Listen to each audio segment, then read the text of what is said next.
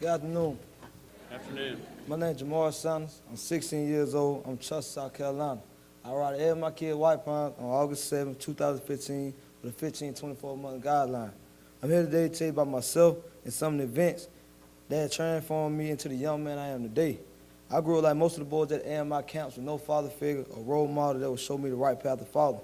The closest father figure I had was my uncle. He died in front of me in the car on the way to the hospital. Dealing with his death was hard for me. The trauma from that event led me to a troubled lifestyle. When I was 9 years old, I was molested by my mother's boyfriend. At first, I was scared to my mom because I thought she wouldn't believe me. Since then, I always had a grudge against men because I thought they would all like to hurt me. This is difficult to tell, but it's part of my past that had made me who I am today. It is understandable to me now why I had such difficulty with trusting others. When I was 12 years old, I joined a gang because I wasn't feeling love at home.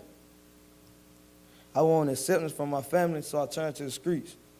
I regret that I made that choice because ever since then, I've been in and out of trouble and in DJJ custody. The last time I was in school, I was in 7th grade. My choices back then also led me to experience the most tragic and devastating event of my young life. On June 23, 2013, a couple of my friends and I had a party.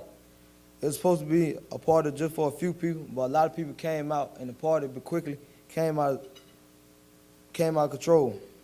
A couple guys began to argue, and someone began shooting. After the crowd cleared, I found out my best friend had been shot. I walked over to him, and as I held him, he told me something I'd never forget. "Bro, don't let me die. Bro, don't let me die." I told him I won't, but in the back of my mind, I knew it was a promise I couldn't keep. About 30 seconds later, he gave me a look I'll never forget. He took his last 3 breaths, and he was gone.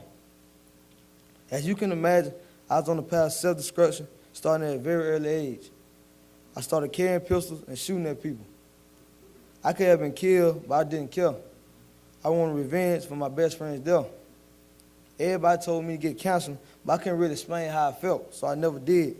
Still today, I had nightmares about that night, but things are getting better. Now that I'm in placement, I'm helping receive help with how to cope. Since I've been at AMIKids White Ponds, I have learned that no matter what I do, I can't bring them back. I have also learned that I'm very lucky to be alive and that life is real and everybody doesn't get a second chance. As I share my story, I don't want others to feel sorry for me. I share my story hoping to reach those kids like myself. I want to let them know that they're not alone, and even though I was molested and they would talk to someone about it, I know there are more kids out there who are scared to talk about it and feel like it's their fault. They may believe they do not have anyone they can trust or protect them. With help, I have learned that it's not my fault. As I stand here today, I am much stronger than I was before I came to White Ponds. And the more I share my story, the stronger I get. In closing, I want to share that I have learned that our choices regarding the events in our lives are what shape and mold us into the adults we become. I can have chosen to continue to look at my past and be angry and resentful about my life. I could have also chosen to stay on that negative path, but I didn't. My decision to change was mostly a result of love and the care that I received at AMIKids. I attended the Winter Olympics and the Summer Challenge, which showed me that AMIKids really cares and supports the positive things I do. While at AMIKids White Ponds, I have been taught how to give and receive respect. I receive praise for my good behavior and I have learned not to make excuses for my past. I can finally see the positive path that I felt wasn't worth the travel.